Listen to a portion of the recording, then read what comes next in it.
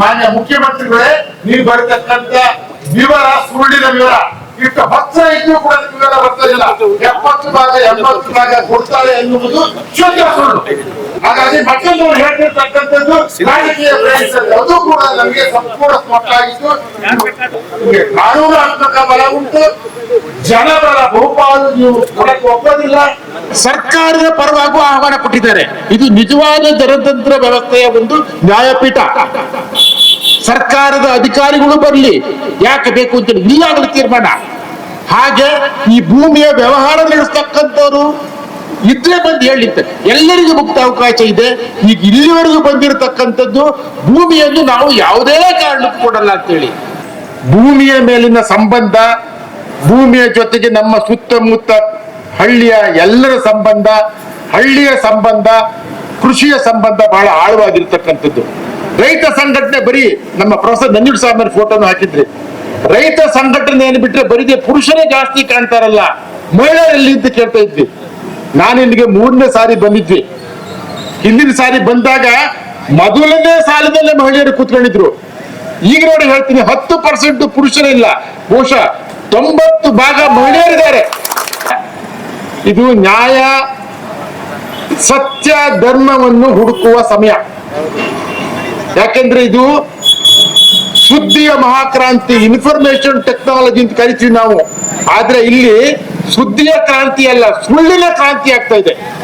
ಹಿಂದೂ ಪತ್ರಿಕೆಯಲ್ಲಿ ಬಂತು, 70 ಭಾಗ ಜನ ರೈತರು ಕೊಡಕ್ಕೆ ರೆಡಿ ಆಗಿದ್ದಾರೆ. ಒಂದು ಶುದ್ಧ ಸುಳ್ಳು, ಮತ್ತೊಂದು ಸುಳ್ಳು. ಇದು ನೀವು ನಿಜವಾಗಿ ಮಾಡತಕ್ಕಂತ ಹೋರಾಟಗಳಲ್ಲ. ನಿಮ್ಮ ಹಿಂದೆ ರಾಜಕೀಯ ವ್ಯಕ್ತಿಗಳು ಮಾಡತಕ್ಕಂಥದ್ದು ಇವೆರಡು ಅಧಿಕೃತವಾಗಿ ಬಂದಿದೆ. ಇದು ದೊಡ್ಡ ಸುಳ್ಳು. ಹಾಗಾಗಿ ಸಂವಿಧಾನ ಅಂತ ಈ ಮಹಾನ್ ಪವಿತ್ರ ಗ್ರಂಥವನ್ನು ಅಲ್ಲಿ ವಿಧಾನಸೌಧ ಮತ್ತು ಪಾರ್ಲಿಮೆಂಟ್ ಅಲ್ಲಿ ಕೂತ್ಕೊಂಡವರು ಅವರಿಗೆಲ್ಲ ಅರ್ಥ ಆಗಿದೆ. ಯಾಕಂದ್ರೆ ಅಲ್ಲೆಲ್ಲ ಲಾಯರು ಅಂತಿದ್ದಾರೆ. ಸ್ವಲ್ಪ ಇದಕ್ಕೆ ಗೌರವ ಕೊಟ್ಟಿದ್ರೆ, ಬಹುಶಃ ಈ 2 ಹಳ್ಳಿಗಳ ಗ್ರಾಮಸ್ಥರು, ಅದರಲ್ಲೂ ಮುಖ್ಯವಾಗಿ ತಾಯಂದಿರು ಇಲ್ಲಿ ಕೂತ್ಕೊಂಡು ಸಭೆಗೆ ಬರತಕ್ಕಂತ ಅವಕಾಶ ಇದ್ದಿಲ್ಲ. ಯಾಕಂದ್ರೆ ನಿಮ್ಮ ಭೂಮಿಗೆ, ನಾನು ಕೃಷಿ ಬೆಲೆ ಆಯೋಗದ ಅಧ್ಯಕ್ಷನಾಗಿದ್ದೆ, ನಿಮ್ಮ ಉತ್ಪನ್ನಕ್ಕೆ ಬೆಲೆ ಕೊಡ್ಸಕ್ಕೆ ನಾನು ಪ್ರಯತ್ನ ಪಟ್ಟೆ. ನೀವು ಬೆಳಿತಕ್ಕಂಥ ರಾಗಿಗೆ, ನೀವು ಬೆಳಿತಕ್ಕಂಥ ಟೊಮೊಟೊಗೆ, ನೀವು ಬೆಳಿತಕ್ಕಂಥ ತೆಂಗಿ ಒಳ್ಳೆ ಬೆಲೆ ಕೊಡಿ ಅಂತ ಹೇಳಿದ್ರೆ ಒಳ್ಳೆ ಬೆಲೆ ಸಿಕ್ಕಿಲ್ಲ. ಆಶ್ಚರ್ಯ. ನಿಮ್ಮ ಬೆಳೆಗೆ ಬೆಲೆ ಕೊಡ್ತಾ ಇಲ್ಲ, ನಿಮ್ಮ ಭೂಮಿ ಬೆಲೆ ಕೊಡ್ತಾ ಇದ್ದಾರೆ. 1 ಕೋಟಿ 2 ಕೋಟಿ, ಎಷ್ಟು ತಮ್ಮ 10 ಕೋಟಿ ಕೊಡ್ತೀನಿ ಕೊಡಿ, ಸರ್ಕಾರನೇ ಕೇಳ್ತಿದೆ 1-2 ಕೋಟಿ ಅಂತೀರಿ. ಆಶ್ಚರ್ಯ. ಈ ಬಿಡದಿ ಭೂ ಸ್ವಾಧೀನದ ವಿಚಾರದಲ್ಲಿ ಬಹುಶಃ ಈ ಭೂ ಸ್ವಾಧೀನಕ್ಕೆ ಸಂಬಂಧಪಟ್ಟಂತ ಈ ಒಂದು ವಿವಾದಾತ್ಮಕ ವಿಚಾರದಲ್ಲಿ ಇಡೀ ದೇಶದಲ್ಲೇ ಮಾಡದಿರತಕ್ಕಂತ ಒಂದು ವಿಶಿಷ್ಟ ಪ್ರಯೋಗ, ಸಾರ್ವಜನಿಕರ ಅಹವಾಲನ್ನು ಕೇಳುವಂಥದ್ದು. ಬಹುಶಃ ಒಟ್ಟಾರೆ ಸಾರಾಂಶ ಇಷ್ಟೇ, ಬಿಡದಿ ನಿಮ್ಮ ಭೂಮಿಯನ್ನು ಅನ್ನ ಆಹಾರದ ದೃಷ್ಟಿಯಿಂದ ಮುಟ್ಟಕ್ಕೆ ಸಾಧ್ಯ ಇಲ್ಲ.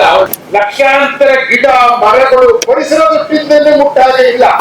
ನಿಮ್ಮಲ್ಲಿ ಬಹುಪಾಲು ಜನ ಭೂಮಿ ಕೊಡಕ್ಕೆ ರೆಡಿಯಾಗಿದ್ದಾರೆ. ಇವರೆಲ್ಲ ಅಡ್ಡ ಬರ್ತಾರೆ ಅಂತ ಹೇಳೋದು ನೀವೆಲ್ಲ ಸತ್ಯ ಬಂದಿತ್ತು.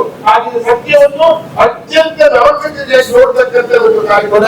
ಆದ್ರೆ ನಮಗೆ ಸತ್ಯ ಸಂಪೂರ್ಣ ಅನುಭವವಾಗಿದೆ, ಅನುಭವವಾಗಿದೆ, ಮಾಧ್ಯಮವಾಗಿದೆ. ಹೆಚ್ಚು ಕಡಿಮೆ 20 ಹಳ್ಳಿಗಳಲ್ಲಿ 26 ಹಳ್ಳಿಗಳ ರೈತರ ಪ್ರತಿನಿಧಿಗಳು, ಮಹಿಳೆಯರು ತಮ್ಮ ಅಭಿಪ್ರಾಯ ಹೇಳಿದ್ದಾರೆ, ಪ್ರಾಮಾಣಿಕವಾಗಿ ಹೇಳಿದ್ದಾರೆ. ನಮ್ಮ ಹಳ್ಳಿಯಲ್ಲಿ ಎಲ್ಲರೂ ಕೊಡುತ್ತಿಲ್ಲ ಹೇಳಿದ್ದಾರೆ. ಒತ್ತಡಗಳಿಂದ, ಮಳೆಗಳಿಂದ ಯಾರೋ ಒಬ್ಬರಿಗಾಗಲೇ 10-20 ಎಕರೆ ಭೂಮಿ ಬಂದು ಬಹುಪಾಲು ಜನರು ನಮಗೆ ಯಾವುದೇ ಕಾರಣಕ್ಕೂ ಭೂ ಸ್ವಾಧೀನ ಸರ್ಕಾರ ಮಾಡ್ಕೊಳ್ಳೋದು ಅಂತ ಆದಲ್ಲಿ ಫಲವತ್ತಾದ ಭೂಮಿ, ನೀರಾವರಿ ಇರಿದಂತ ಭೂಮಿಯನ್ನು ಕೈ ಹಾಕಲಿಕ್ಕೆ ಕೂಡು. ಆಮೇಲೆ 2013 ಒಂದು ಸಮಗ್ರ ಕಾಯ್ದೆ ಬಂದಿದೆ. ಆ ಕಾಯ್ದೆ ಎಲ್ಲ ರೂಪದ ಮೇಲೆ ಒಂದು ಸಮಗ್ರ ಭೂ ಸ್ವಾಧೀನ ನೀತಿಯನ್ನು ಸರ್ಕಾರ ತರಬೇಕು ಅನ್ನುವಂಥದ್ದು ನಮ್ಮ ಒತ್ತಾಯ. ಬಹುಶಃ ಅದು ಅದರಲ್ಲಿ ಈ ತರ ರೈತರು ತಮ್ಮ ಭೂಮಿ ಉಳಿಸ್ಕೊಳ್ಳಿಕ್ಕೋಸ್ಕರ ಹೋರಾಟ ಮಾಡತಕ್ಕಂತ ಅವಶ್ಯಕತೆ ಇಲ್ಲ. ಆದ್ರೂ ಕೂಡ ಸರ್ಕಾರ ಪಟ್ಟು ಹಿಡಿದಿದೆ. ಈಗ ಸರ್ಕಾರಕ್ಕೆ ಈಗ ಭೂಮಿ ಒಂದ್ ಸರಕವಾಗಿದೆ. ಅಂದ್ರೆ ನಿಮ್ಗೆ ಭೂಮಿ ಅದ್ ನಿಮ್ ಜೀವನೇ ಆಗಿದೆ. ಅದ್ರಲ್ಲಿ ನಿಮ್ಮ ಕಷ್ಟ, ನಿಮ್ಮ ದುಃಖ, ನಿಮ್ಮ ಶ್ರಮ ಅದೆಲ್ಲದೂ ಇದೆ. ಹಾಗಾಗಿ ನೀವು ಸ್ಪಷ್ಟವಾಗಿ ನಮ್ಗೆ ಏನ್ ಹೇಳ್ತಾ ಇರೋದು ಅಂದ್ರೆ, ಈ ತರ ನೀತಿ ಅಥವಾ ಈ ತರ ಕಾಯ್ದೆಗಳ ತರೋದ್ರಲ್ಲಿ ಸರ್ಕಾರ ನಮ್ಮಿಂದ ಅಂದ್ರೆ ಪ್ರಜೆಗಳಿಂದ ಏನ್ ಕಿತ್ಕೊಳಕ್ ನೋಡ್ತಾ ಇದೆ ಅಂದ್ರೆ, ಸಾಮಾಜಿಕ ನ್ಯಾಯ ಇರಬಾರ್ದು, ಆರ್ಥಿಕ ಸ್ಥಿರತೆ ಇರಬಾರ್ದು, ಮುಖ್ಯವಾಗಿ ನೀವೆಲ್ಲ ಹೇಳ್ತಾರ ನಿಮ್ದು ಸ್ವಾವಲಂಬನೆ ಇರಬಾರ್ದು, ಪರಿಸರದ ಸುಸ್ಥಿರತೆ ಇರಬಾರ್ದು.